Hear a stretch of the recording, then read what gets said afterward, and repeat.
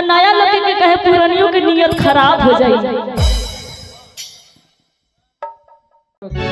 हो कि सुन बबुआ काहे रोता है और हमारे भौजी के दूध नहीं होता है।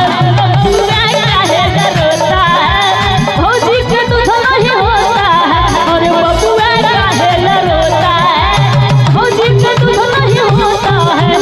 बबुआ काहे रोता है, भौजी के दूध नहीं होता है।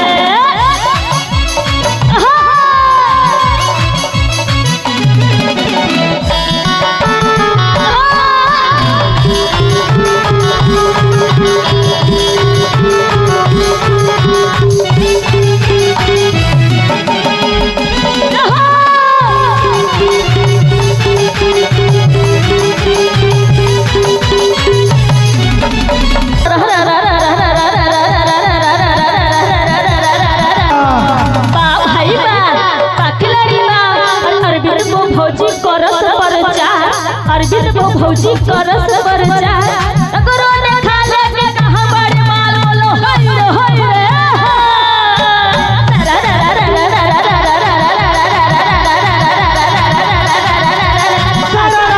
भाई